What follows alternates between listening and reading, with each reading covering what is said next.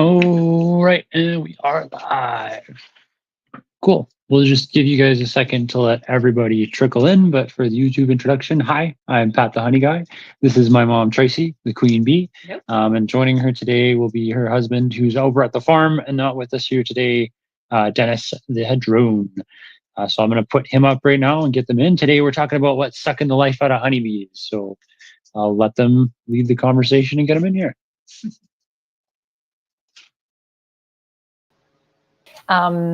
Yes, as Patrice said, we want to discuss today the death of the bees and the honeybees in particular, and why this is so important. Now, our food chain totally relies on them for a lot of pollination to give us 1/3 of the food that's put on our table.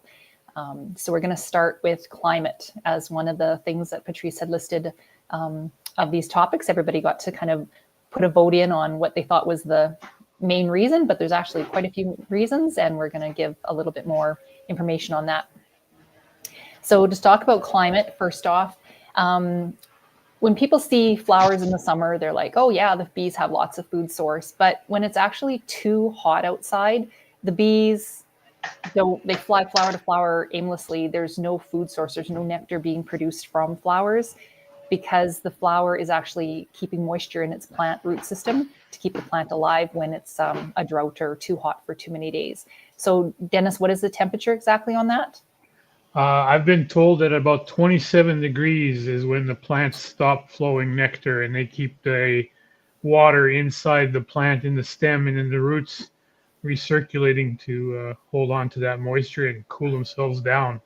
Right. So that's one of the things, is when it's too hot, there's a nectar problem. When it's raining for like days and days on end, that's also bad for the bees because they just can't fly in that. They've got four wings, 2 sets of wings, so 4 in total. And when the rain hits them, it's like a bomb, and they can't fly in rain either.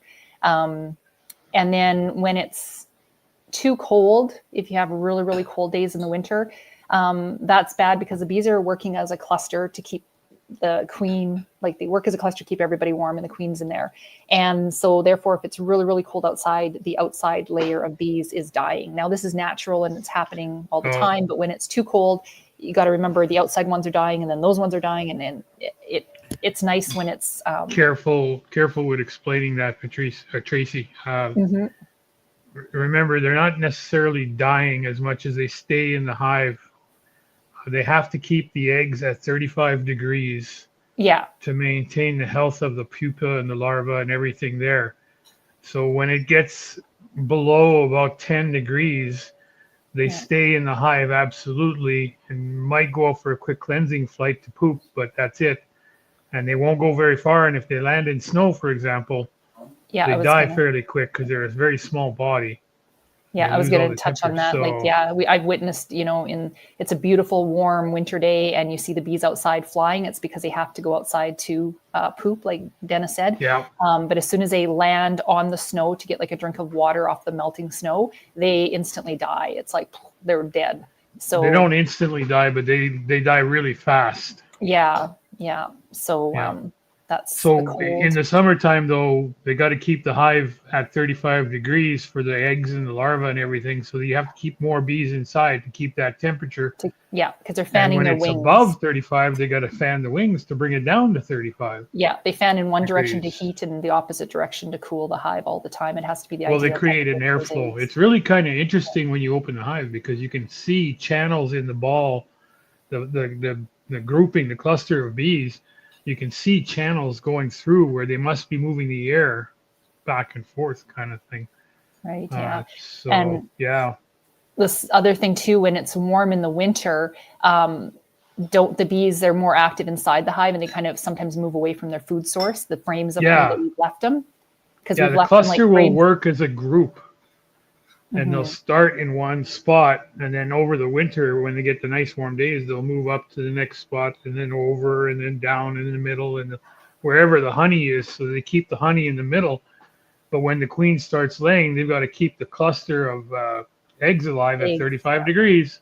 So when it's minus 35, they want that degrees at 35 above. So they got to raise the temperature 70 degrees to make that larva and eggs be healthy. Yeah, they're working very hard. That requires a lot of food and a lot of planning on where the airflow goes. Patrice asked a question for our viewers. Is that 35 degrees Fahrenheit or Celsius? Sorry, it's 35 degrees Celsius. We're in Canada. I always think Celsius. Yeah. Yeah. Good point, though. Yeah.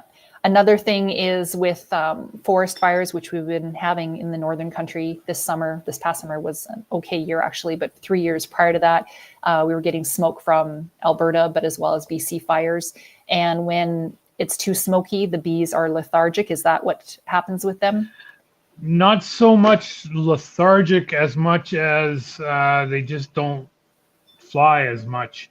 Remember, we use smoke to calm the bees down for various reasons. So when, like, you remember when we would wake up and step outside on the porch and you couldn't even see the highway. And that's only 100, 150 feet, 200 feet down the road, down our driveway. And we couldn't even see the cars on the highway. Yeah, we didn't want to be outside in the smoke ourselves because it's hard to breathe. So probably it's hard to breathe. Yeah. So the bees are the same. It's hard to breathe. They're a smaller body, so they have to breathe quite a bit. And they just stayed in the hive for that, I don't know, month, 2 months. That's one of the reasons why we didn't get as big a crop that year. Yeah. So another thing under climate is the affecting, like if it's warmer climate, then flowers bloom earlier. And then therefore, when the bees come out of hibernation, their flower source has already been bloomed and done. So it disrupts the food supply. Yeah. Dennis left the picture there. There he is. Yeah, we're getting a mismatch of seasons. I don't honestly think I haven't myself really noticed that because all we have where we live is the dandelions and pussy willows basically in the spring. And that's the same time the bees are coming out. So their food source is timed okay. But we got to remember the beginning is. What's that? The beginning for the first flow of the dandelion, it's okay. Yeah. But the summer season and the flower bloomings are not matching when the bees are ready to go out as much. Yeah, and I'm sure I've noticed that. Some places like in the States, that might be a case where the bees haven't even come out of hibernation yet and one of their first flower sources is already bloomed and has been done, possibly. So, so was there anything else on climate that you wanted to mention there? I mean, everything kind of goes hand in hand that we're going to talk about, but I tried to break it down where we're just talking about one thing at a time for the viewers. Yeah, no, that's a pretty good succinct amount of discussion there on that topic. Okay. So yes, the climate does play a big part in the health of the bees, mostly like their food source. Well, not really, because in the winter they're still eating. Like they're not sleeping, they're not hibernating. We'll get rid of that myth there. The bees are active all year long. They're just indoors in the winter, and I mean we could touch on that, I guess, a bit on. Well, they cluster up. Yeah, they create a cluster of basketball size inside the hive, and they help each other. They vibrate their wings, create heat, move the air around to make sure that the heat is where it needs to be. They bring honey from all the frames around all over the place on the warmer days. They work together to feed each other. Yeah, they just create a big cluster and help each other out all winter long. Yeah. So it's not like a bear that stocks up on his food source and then he sleeps kind of thing. No. They are active year round.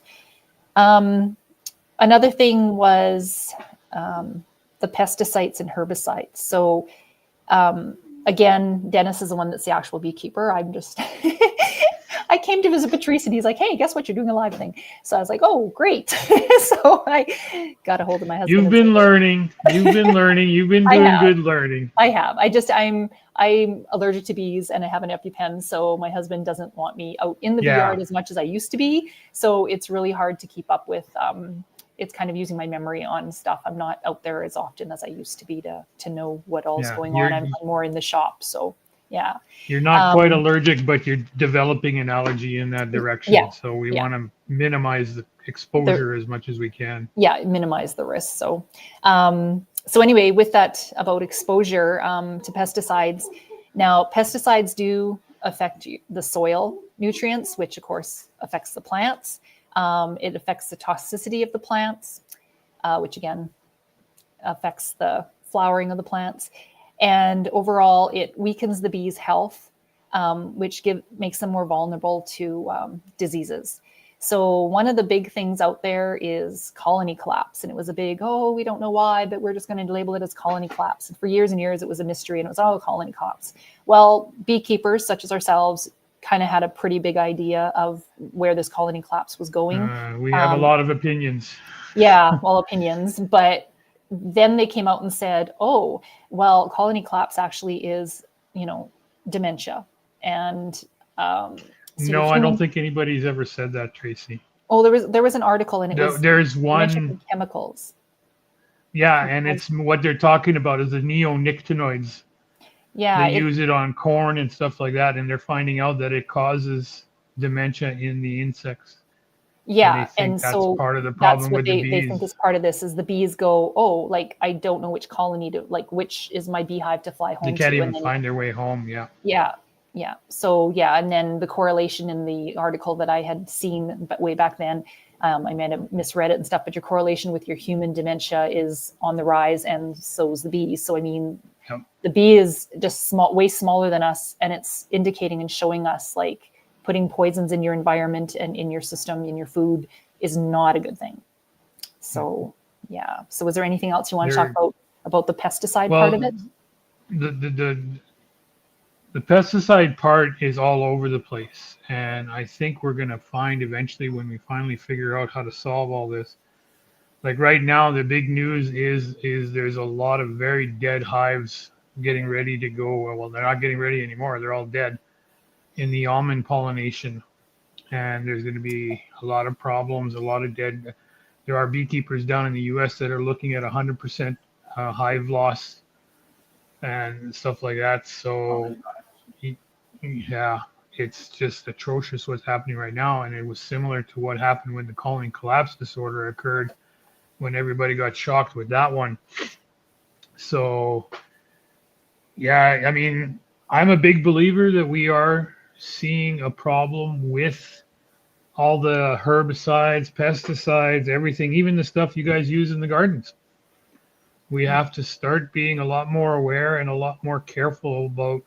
I'm not saying get rid of them, but I'm saying we have to make sure that we don't just apply them automatically. We need to try some more natural methods first. And if it doesn't work in the end, then go ahead and use a pesticide, because I know the farmers do need to use them sometime, because they do have other bugs that are very bad for crops. And so they have to use them, but they should be trying natural methods first and not just spraying. And then there's lots of other mitigating factors that can come in. Yeah. So as a person that has property that grows flowers to help the bees, or just naturally letting your dandelions grow, but you want, say for us, it was our driveway was getting out of control with weeds and grass coming into the gravel. So I was using a soap with cleaning vinegar, and it kills the weeds. Awesome. It doesn't harm your pets. It worked like a charm. Insects. Pardon?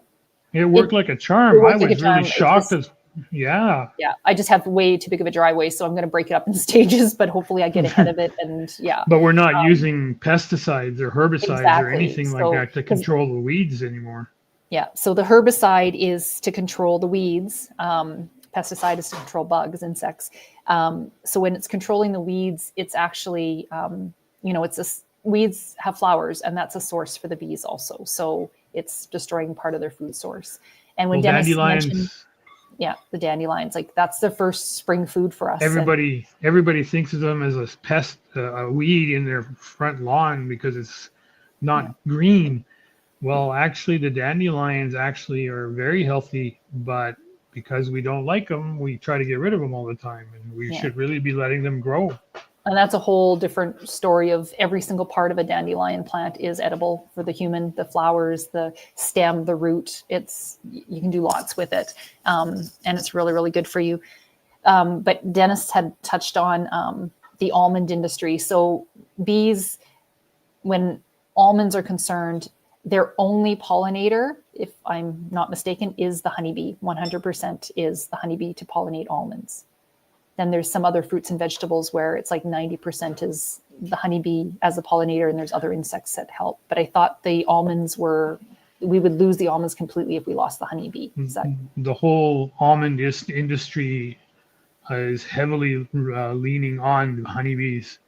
I think any other insect that can pollinate would pollinate those flowers too, but the whole industry has been built on the relationship between bees and pollination and the flowers and the timing of it. Everybody right now down in the US is moving all their hives into California to get ready to go, because the almonds bloom so early in the season, so early in the year. They're getting their bees ready to go put them in almonds, and they're finding them all dead. Yeah. So almonds are going to get pretty expensive pretty soon, because there's not going to be very many this year. Exactly.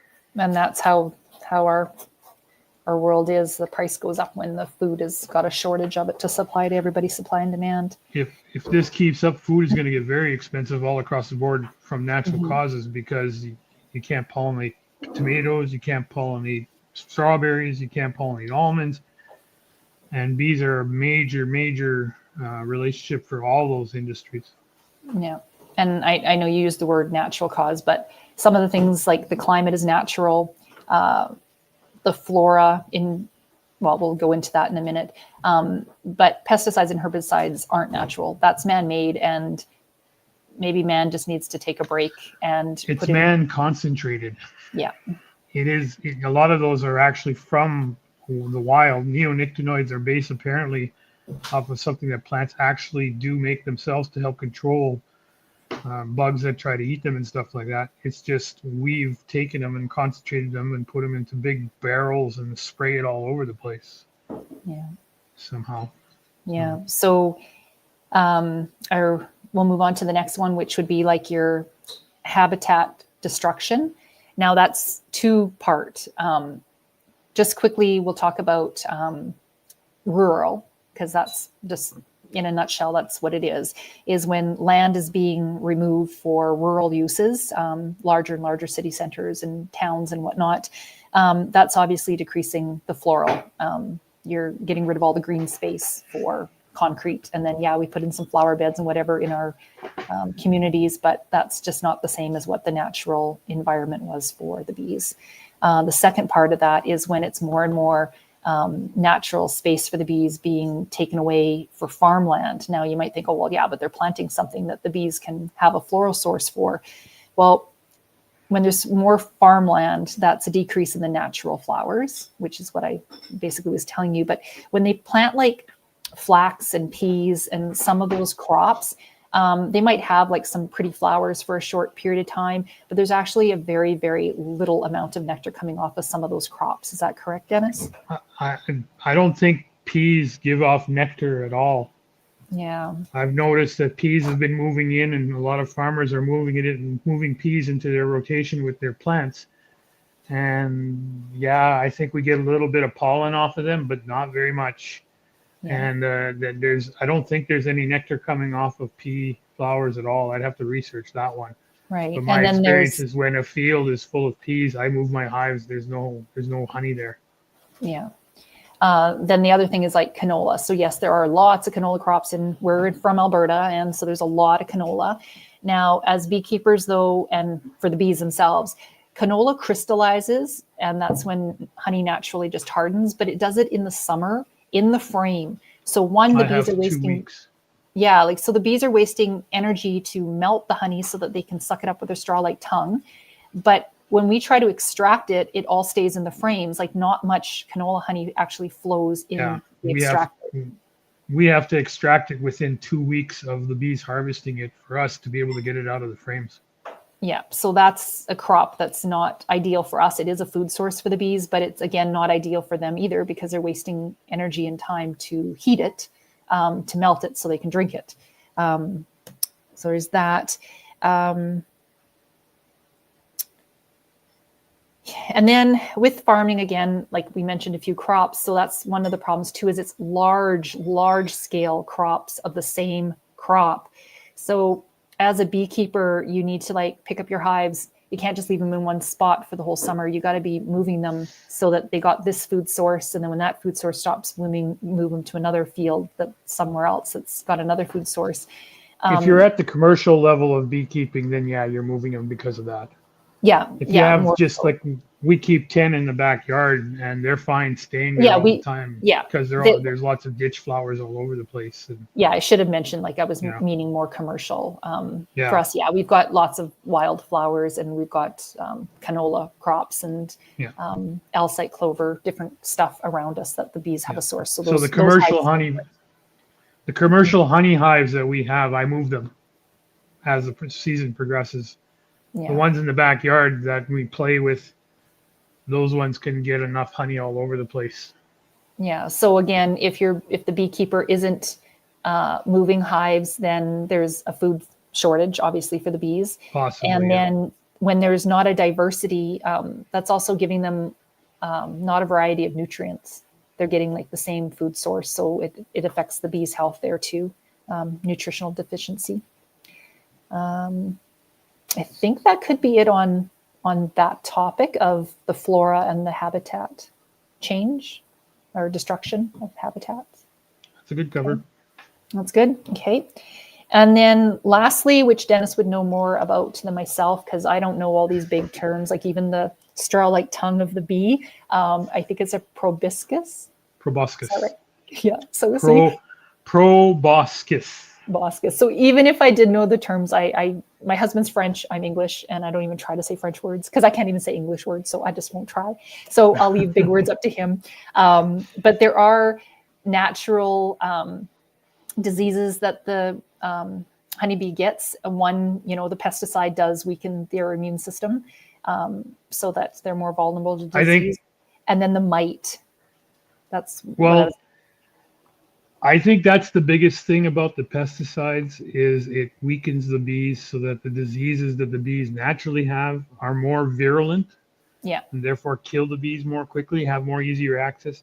The biggest one we've been learning about for the last 20 years is the varroa mite. Mm-hmm. But you guys, I haven't talked to you about some of the other ones that are coming down the pipe that they're getting worried about. That are going to be even worse than the varroa mite. Yeah. And we've been lucky here in Canada that we haven't had to deal with some of them very much. But apparently they're starting to make their way around the world. Yeah. So. Well, yeah. Do you want to talk about it now? Yeah. Do you know some names just to throw them out there right now? I read one and I don't know how to pronounce it. Try and pronounce it. Let's see how you pronounce it. I don't even remember what it was actually. But the word you used earlier about neuro something, which is in pesticides, I did read that one. So when you said it, so neonicotinoids, yeah. Neonicotinoids, for example, they're actually a concentration of something that is naturally made to take care of bugs that are eating on the plant. Yeah. But they've concentrated it and they've started doing seed treatments with it here. I don't know how long ago now, 10 years maybe. And the neonicotinoids are banned in Europe. Yeah. But they're allowed to use them here. And now they're finding, I would not be surprised if that's probably a major cause of all the die-offs that are happening down in the U.S. this winter. The one that I was worried about the first time I heard it about 10 years ago is called Tropiliolaps. Yeah, that's the word. I was going to say it starts with a T. That's all I knew. So that's a mite. Mm-hmm. But it's smaller than the varroa mite and actually invades the throat of the bee and lives inside the bee and chokes it off. Yeah, I didn't read about what all it does. I just was reading about this new thing. Yeah, and so when the bees lick each other, for example, and they feed each other honey, they're actually just transferring the disease naturally with natural process. Natural, yeah. Yeah, and it's a scary one. It's the one that I was told to be the most worried about. But there's several others that we don't deal with here that I just can't think of the top of my head. I'd have to open up my book that are now supposedly coming into Canada that are even worse and going to be even harder. Although we still have to deal with varroa mites. We still haven't found the solid solution for it. The chemical solutions that we had when we first moved up north and bought our first hive worked for a while. Now they don't work hardly at all. Something like 70% of the time they fail. So you can't maintain on the chemical side. I've tried natural methods, sugaring and stuff like that, and that only works so far. That's what I was going to say, is when I mentioned pesticides earlier, I was talking about pesticides being sprayed on like a general crop area, and our beehives happen to be there, and that's bad health for the bees. But there are chemicals that beekeepers put in the hives to treat for diseases in the fall, spring, I think too, whatever. Spring in the fall, yeah. And I know that we're trying to do more natural sources. One would be like the icing sugar, sprinkling it in the hive, and then the bees clean each other off, and that helps to get rid of the mites because they're working harder. It's called sugar dusting. Sugar dusting, yeah. So we're trying ourselves to do as much natural as we can, because you got to remember the herbicides and pesticides, if they're on the seed and in the plant and in the nectar, then that's going into our food source. Traces of it has to be in the honey, right? Yeah. You would think so. I mean, it's just all in all, we just don't want bad things that aren't supposed to be in our bodies or in the bees. And so we're trying to do natural on our farm as much as we can. What about the tea? Unfortunately, it's only like 70% effective, so it doesn't really work very well. If sugar dusting worked 100%, then we could maybe solve that problem with just doing a little bit every year. But Patrice, does Dad hear you when you're talking, or just me? No, I was talking to you right now. Oh, sorry. So Patrice had another question here. What was it, honey? What about the tea one? What's the solution to that? Where's it found? Oh, he's saying tea, and now I get it. I thought he meant like tea you drink. He's talking about the mite that starts with the name T. Tropiliaps. Yes. So we wanted to know if they've talked about anything to do with what is the way to kill that, or to. So far, the only thing I've been told is a chemical treatment regimen. I haven't heard of any natural treatments to try and do to avoid any organic methods to try and avoid contamination.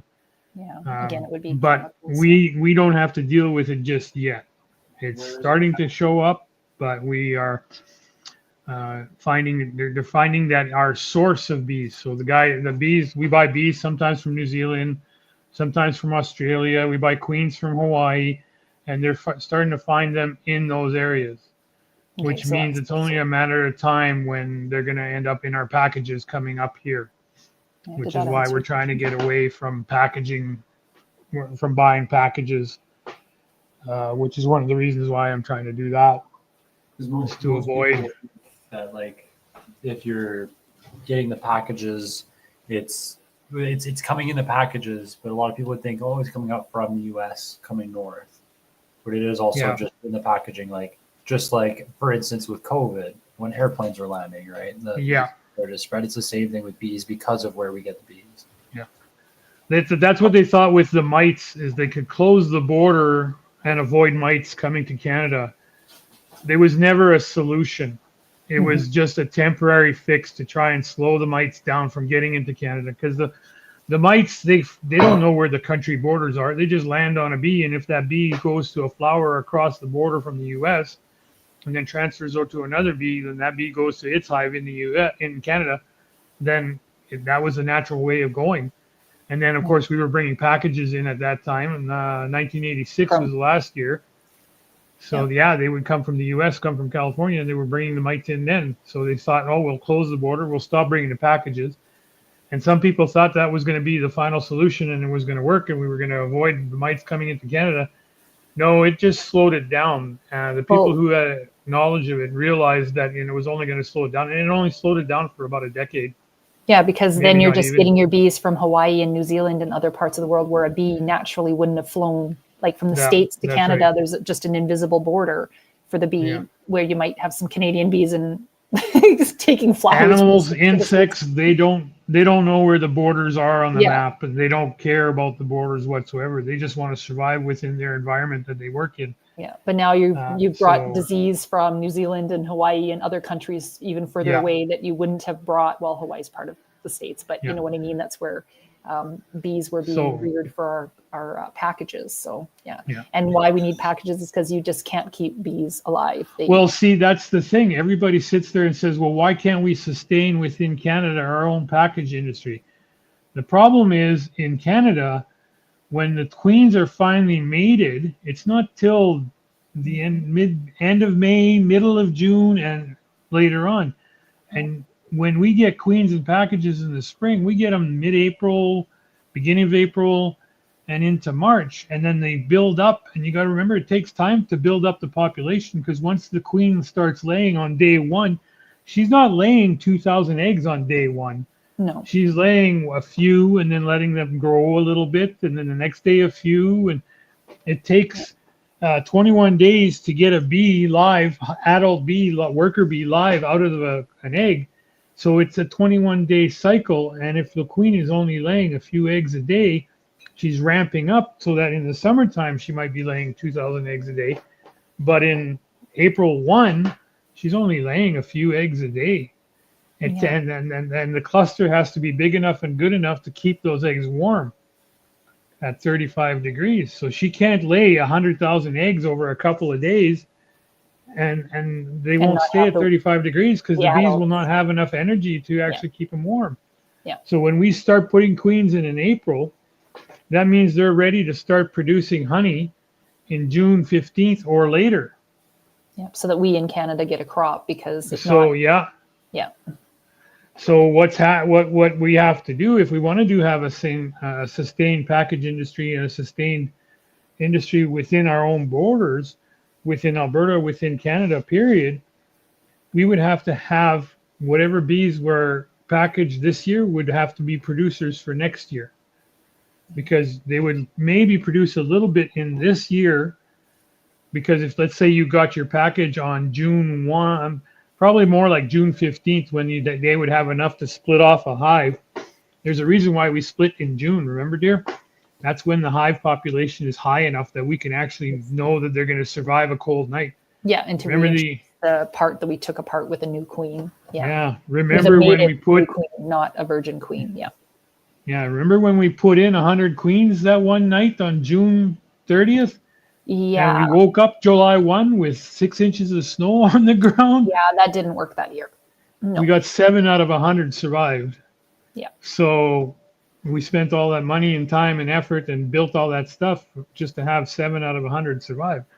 So the seasons don't match for a package industry very well within Canada. With that said, if you can get ahead where you're creating your hives this year, and you might get a few pounds out of them at the end of August, and then have them survive the winter so that next year they build up and you get a full year of honey out of them. If you want to do commercial, then that's the investment timeline that you have to think of. Yeah, you're concentrating on making the wax, the foundation. Like if you've got a bunch of frames that are brand new and you need to, you don't want to keep using the same frames, because that's one of the ways of introducing disease. Well, you want to cull out your diseased frames, yeah. Yeah, which causes neurovirus. I'm not sure what you're trying to say, which anyway. But yeah, no, there's guys who have frames that have been around for 30 years. Those are the frames that are sometimes they can get really badly diseased, and they're just carrying disease forward, and they're expecting the chemicals to keep treating it. Yeah. So you should be culling your frames out, guys, on a regular basis. It doesn't have to be every year. I know guys who put in brand new frames every year and expect to get a honey crop out of that. But it takes 8 pounds of honey to create 1 pound of wax. Exactly. That was what I was trying to get at. Yeah. So we can talk about that another time, about that's the another frames. one to talk There's about, wooden frames, plastic frames, different ways of treating them and handling them, putting them out of circulation, bringing them back in on another time. But yeah, so what I wanted to say was that list of all the stuff you've talked about. If there's more, I don't remember, but bees are not dying because of any one thing. No. The bees are having a hard time because it's a whole bunch of things just happening all at the same time, and all getting worse, and all causing the main problem. Yeah. Usually a hive doesn't die just because it had mites. Usually it dies because the mites cause the bees to get a little bit weaker, and then they got deformed wing virus or black cell, queen cell virus, or other kinds of viruses that invade, and then that lowered the population. And as the population in the middle of June goes down, they're not able to go out and get fresh honey, and eventually they just die off. It's the same thing, like say the dinosaurs. Dinosaurs didn't die necessarily. A whole bunch of them died when the meteorite hit, but they didn't die off completely right then and there that day. all the different viruses and all the different things that are happening to bees, the climate change, the pesticides, the lack of diversity in the field, of flowers and stuff like that. All of that stuff, all put together, are what's causing the bees to die. Yeah, thanks. If That's we what I can was get- going to say is, like, to summarize what we kind of touched on is it's a bunch of things. My biggest thing is, I mean, the bees, I'm sure, would still be surviving if we didn't introduce the pesticides and herbicides, the man-made problems, like our contribution to it, I think is, I mean, the rest is natural. Nature's natural. Well, it's a combination of both. Mm-hmm. Through lack of experience and lack of knowledge, we're causing problems for the bees. The environment, because of our effect on the environment. I mean, let's face it, there's 8 billion human beings on the planet now. We're causing problems there. So we need more bees. We're not doing it on purpose. It's not like we're waking up in the morning and saying, oh, I want to kill all more bees. No, we're not doing it on purpose. It's just a bad situation getting worse because of everything just adding up and getting there. Mm-hmm. So was there anything else, Patrice, that you wanted to touch on? You guys kind of covered that there. Yeah. In terms of what was on there. It's a very complicated, complex subject. We haven't even touched a large portion. We just barely introduced it with all this discussion. Yeah, this was just my level talking, dumbed it down because No, you've been learning. Terms. And hopefully, You've guys been learning, understood. Tracy. You've been learning. You know a lot of stuff. It's just a matter. Like I tell everybody who asks me, why did I stay in the bees as long as I did? I mean, I started when I was 12 years old, and it always interested me.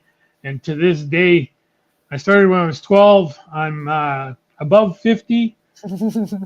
And so I've been at it for almost 50 years now.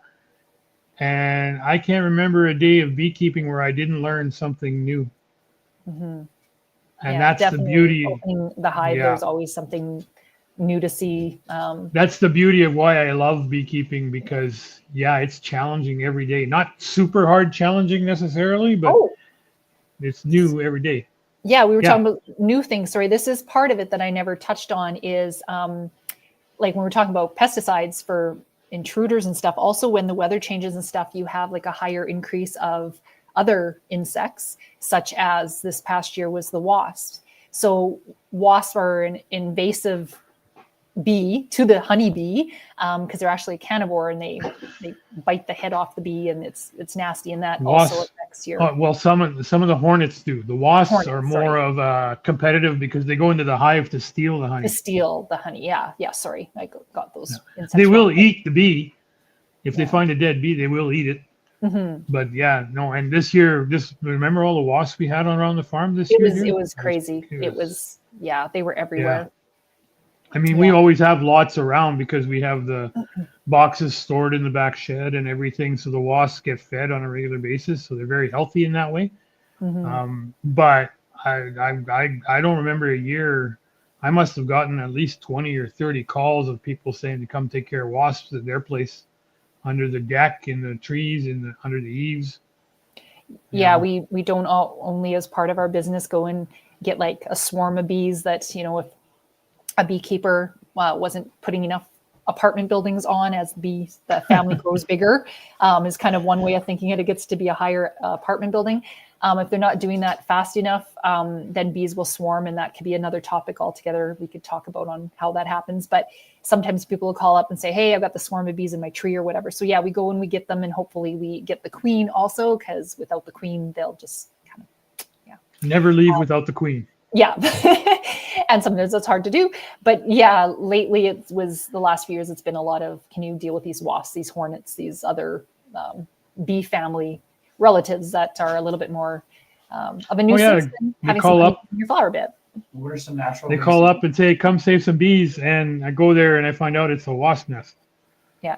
I think Patrice was going to touch on what was that wasp to do with wasp, Patrice? What are some ways that you've seen that like work good to keep them away naturally, but then also when you're going in to remove them, what's your process of getting rid of them? Like what's something someone else can do at their house? You know what really works with wasps? Tracy might have noticed it around the yard, but what really works with wasps is the fake nests.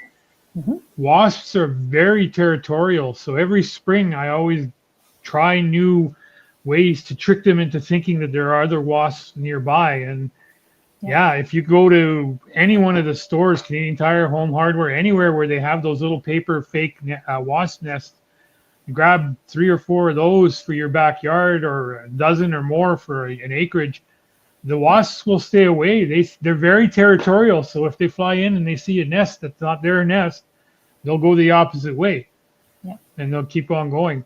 And then the cheapest thing that I did was I just took like a brown paper bag. I saw that. Or tied a string and put that on my deck, and that they were still here for the bottles, but they didn't make a nest like last year. Yeah.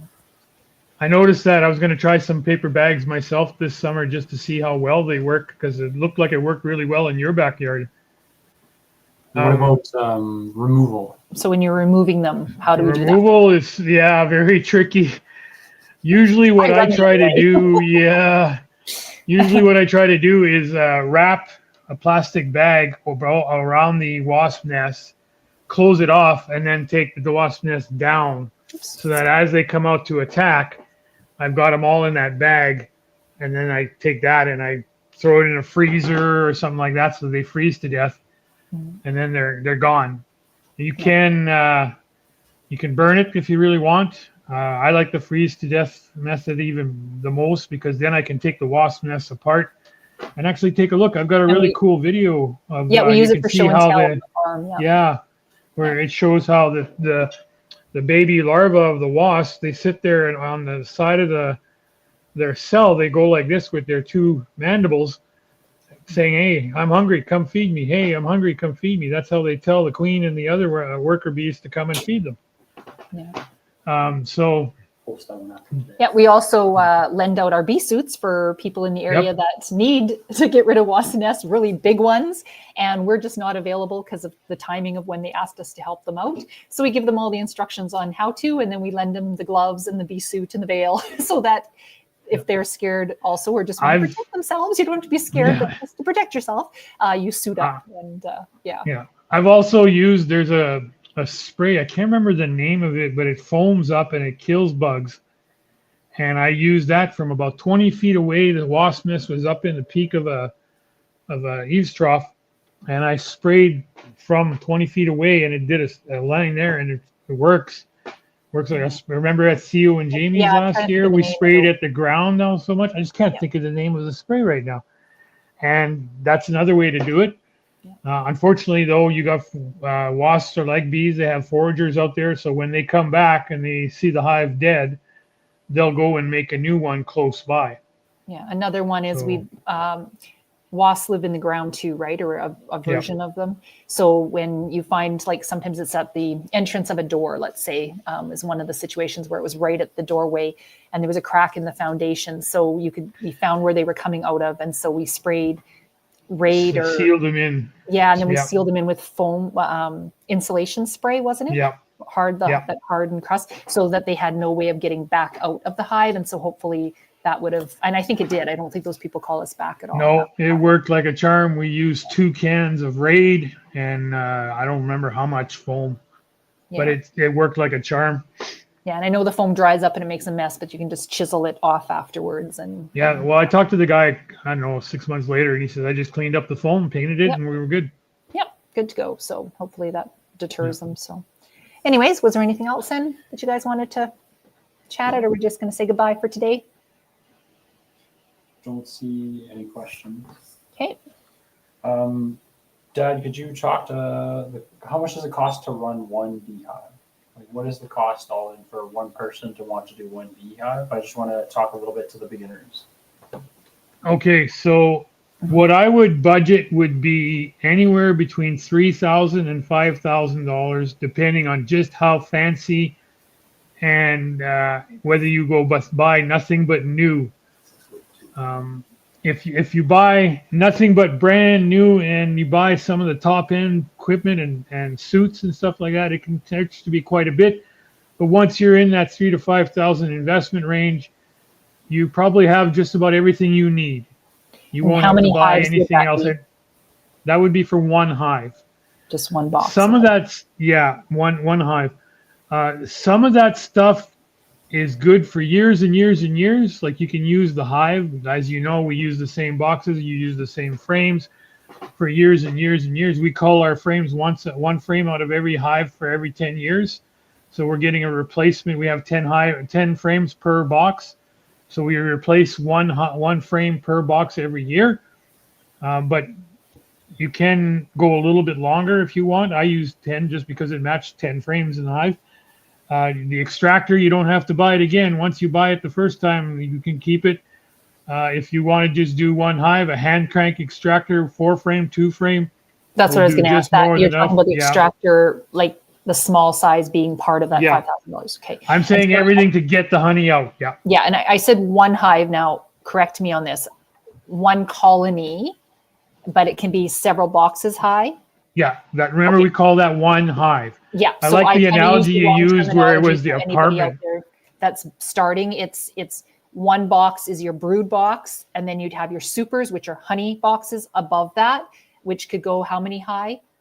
5? You can go as high as you want. When I was a kid, I went. I think the hottest one I had 8 or 9 high. Yeah, and it's really, really heavy because some of those can be, when they're full of honey, like really, really heavy. It's better. They're 125 pounds anywhere there. Yeah. Yeah, and when it's way above your head, it's difficult to maneuver. Yeah, that was a commercial beekeeper who didn't take boxes off and extract them and then go put boxes back on. Yeah. That was someone who just kept putting boxes on, and the bees kept filling them all summer long. And then we came along once and took all the boxes off, and then maybe put one box on to give them a little space. And what I'm talking about is I've noticed that between $3,000 and $5,000, that'll give you one hive, one stand, one or two boxes for the brood chamber, depending on what your philosophy is. You can even go 3 boxes for a brood chamber, and then 3 to 6 boxes for honey production if you want to get some honey out of them. And then your suit, your gloves, your hive tool, your smoker, a good enough extractor, hand crank extractor. And like I said, you can go expensive. Some of that stuff out there can be very expensive. It's very nice stuff, but it depends on what you want to do. And then you can also buy all of that stuff used. Just be careful when you're buying very old boxes and very old frames that you're going to have to take a look at them and make sure they can maintain health of the hive. Make sure you always think health of the hive when you're buying used. So we have a question that came in actually, which kind of is to do with the health of the hive, because in the early spring, the bees don't really have a food source. Like the flowers are in bloom, so then they have to, I lost you. I hope you're still there, Dennis. Are you there? He's not there. He's the one that has to answer this question. I have a gentleman wanting to know about thoughts on when to start feeding the pollen patties in the spring to build up the bees. And he's from Ohio. So his weather temperature would be totally different than us in Alberta.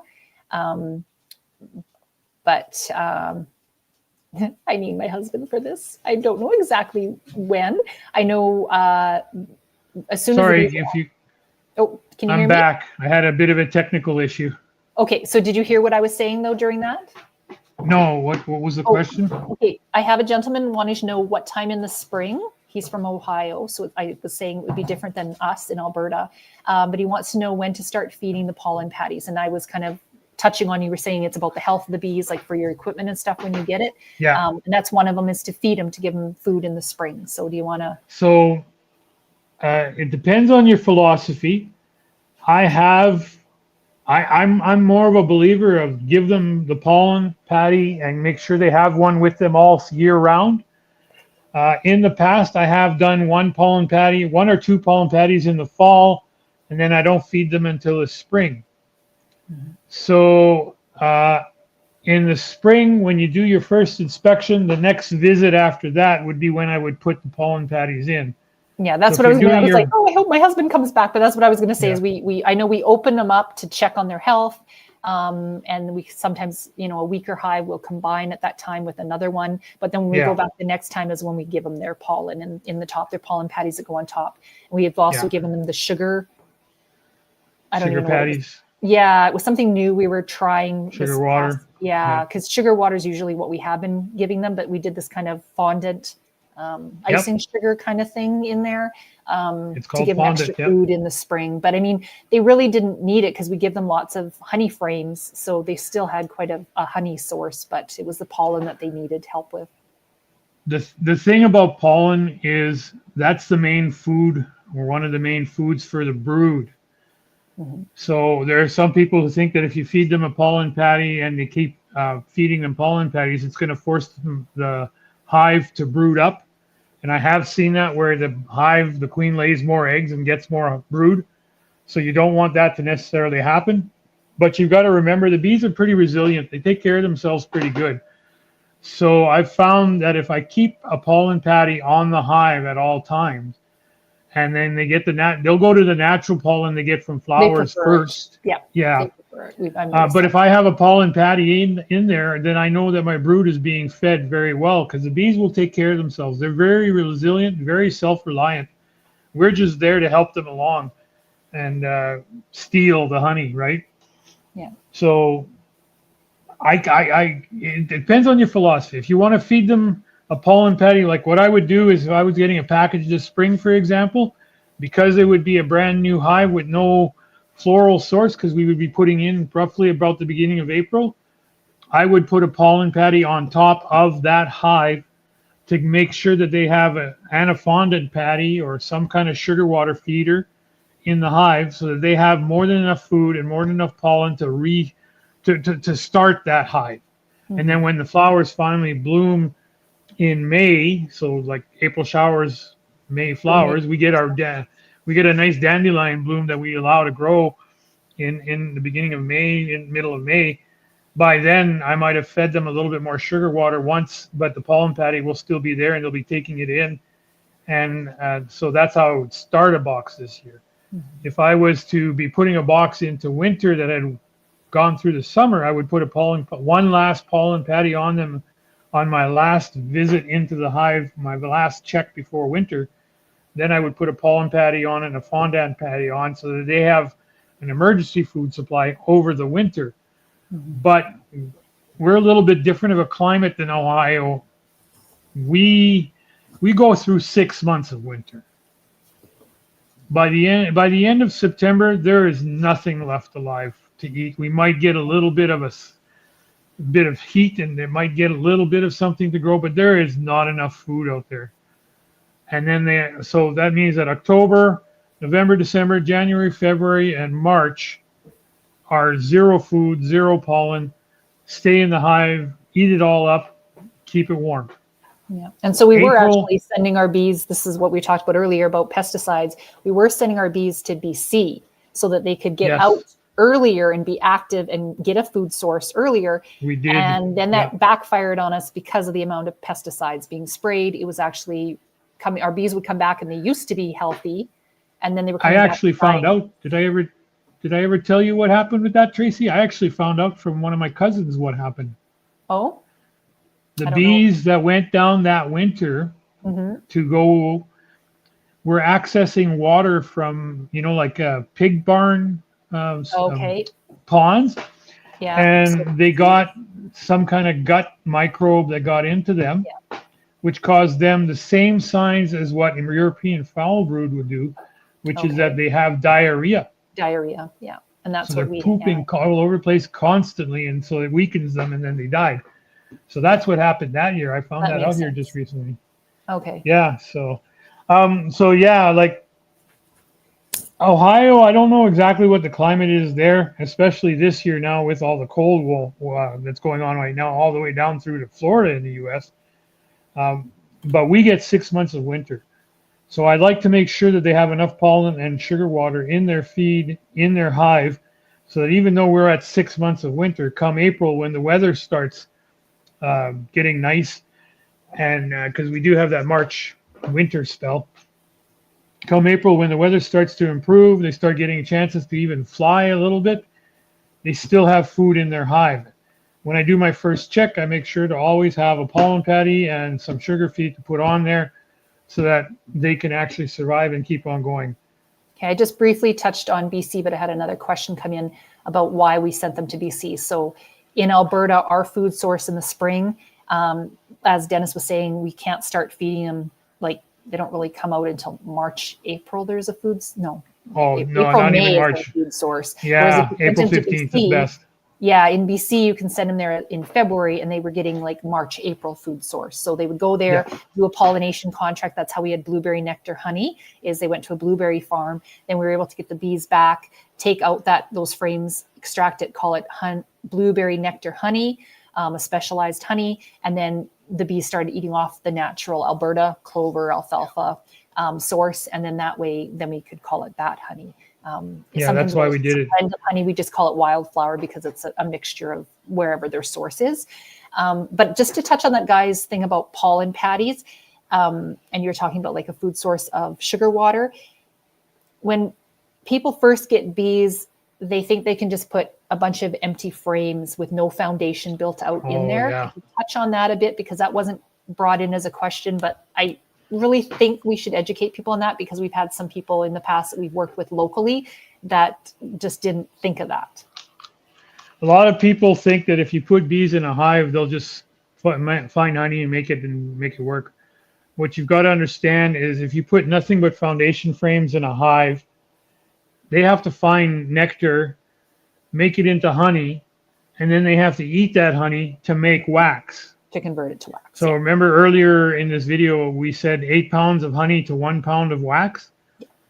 It takes 8 pounds of honey for the bees to eat to make 1 pound of wax, and 1 pound of wax to make the honeycomb that they start putting nectar into. Exactly. They to can't make it in.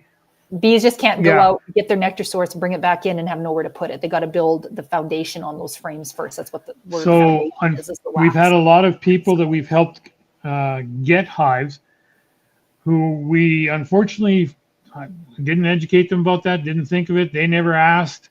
A whole bunch led to it, and they put bees inside the box with nothing but foundation, and then a month later the bees were dead. And I do claim some of that responsibility there because I thought they had built out comb.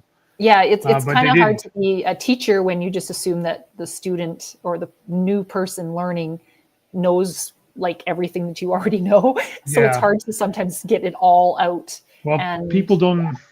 She unfortunately, the one that I'm thinking in particular, she didn't tell us. She just said, "Hey, I have a box. I want to have some bees. Can you get me some bees?" And we made the assumption, yeah. And we said, "Oh, so you've had bees before and stuff like that?" And she said, "Yeah, I've had friends who have had bees." And okay, so you must know a little bit. And it's unfortunate. So a lot of people, anybody out there in the World Wide Web watching this video, keep that in mind. If you're starting your first beehive, don't start with just foundation frames, or if you do, because you can do that. I've done that in the past.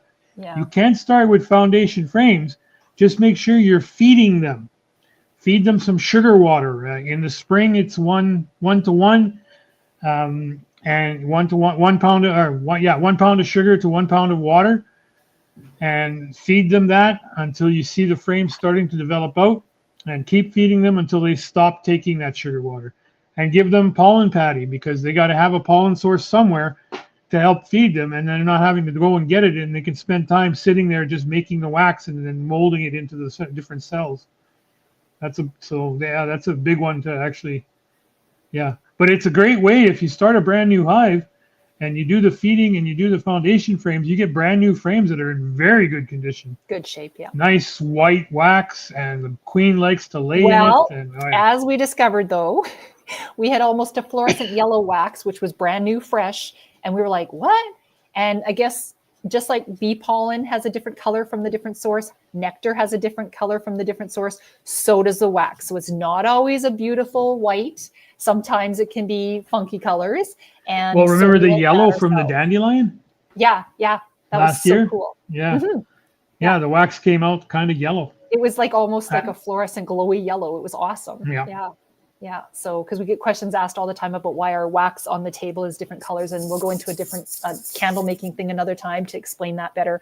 But now we have an additional answer to that, is because the source of where they're getting the nectar from, obviously, when they convert the nectar into honey, as Dennis was saying, are into eat the honey, so that convert the honey into nectar, or the nectar into honey, and then eat the honey, which then comes out as wax. It can be a different color too. Anyway, we need to wrap up. Thank you so much, Dennis, for joining me, because it would have been really, really brief with what I had to say. Well, it's nice to see you learning stuff. And being forced to. Anyway, I'm going to sign off today, but if you're interested in learning cooking with Tracy the Queen Bee, that's going to take place next week for Valentine's Day. We have a sweet treat in mind for you. And I think that's going to be a live feed too, if I'm correct. And yeah, so if you have any more questions about this, I mean, you certainly can text in, and we will try our best to get back to you on that. And let us know if there is different topics that you want, because there's, in the bee world, there's this much. There's like so much, so much to learn. So hopefully we'll be able to do some more little. The basics are easy enough. Yeah. Like I can do the body parts of a bee with my little bee puppet. Maybe I'll do that one day too. There you go. Yeah, everybody can join us at school.com/bees. We're there all the time to answer questions. That's where we'll let everybody know about these live streams happening. And of course, subscribe on YouTube. Follow us for more content. Yeah. So thank you. Thanks for joining us. Bye. Bye.